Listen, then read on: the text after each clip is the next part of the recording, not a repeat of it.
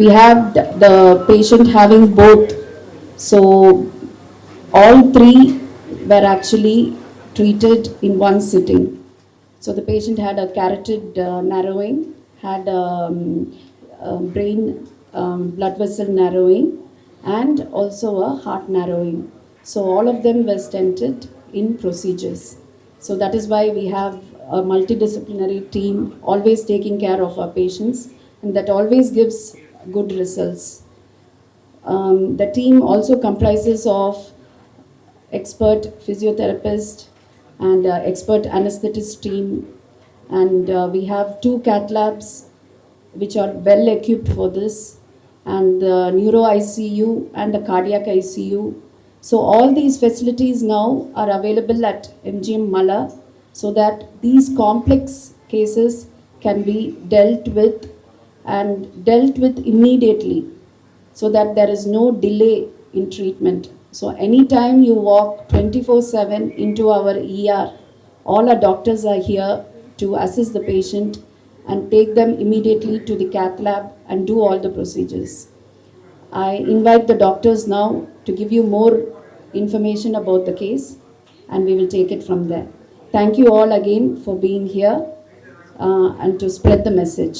Thank you all.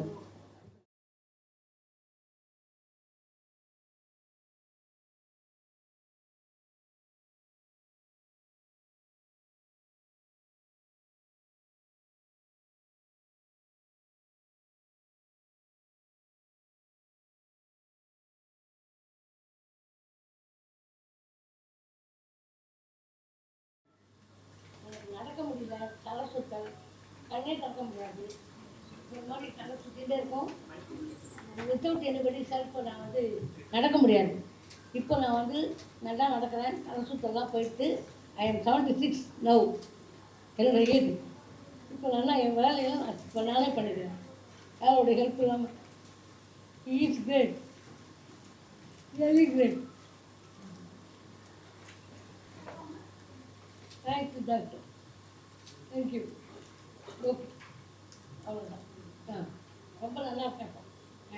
Okay, alright. நிஜமாக நான் இந்த மாதிரி ரெக்கவர் ஆகி வருவோன்னு நினைக்கவே இல்லை.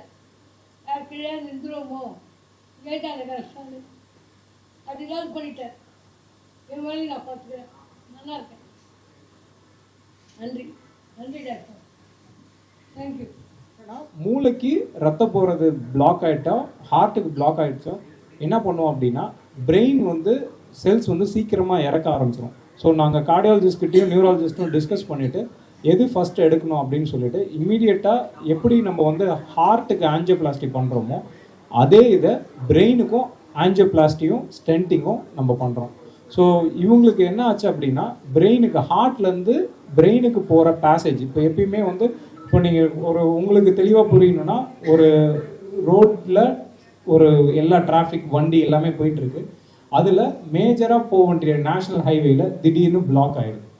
அப்போ என்ன ஆகும், பயங்கர டிராஃபிக் ஜாம் ஆகும்ல. அதே மாதிரி மேஜராக ஹார்ட்லேருந்து மூளைக்கு போகிற ரத்த குழாய் பிளாக் ஆகிடுச்சு. ஸோ அந்த பிளாக்கை வந்து நம்ம எடுத்தால் தான் அவங்களுக்கு ரத்தம் சீராக போக ஆரம்பிக்கும். அந்த முன்னாடிலாம் வந்து இதுக்கு ஆப்ரேஷன் பண்ணுற மாதிரி இருக்கும்.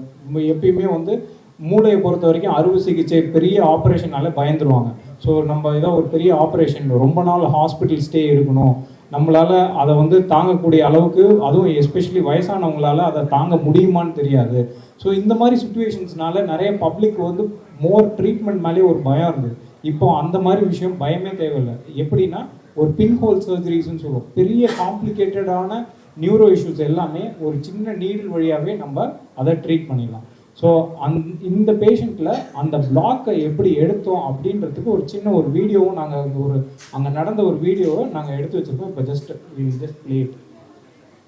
ப்ளே பண்ணுங்க. வணக்கம், குட் மார்னிங்.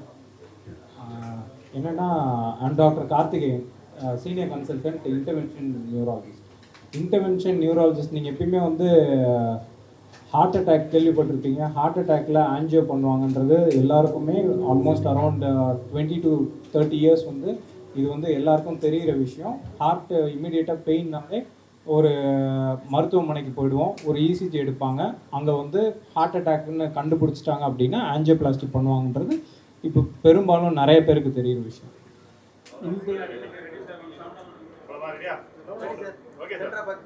ஹலோ, யா, எல்லாருக்கும் வணக்கம்.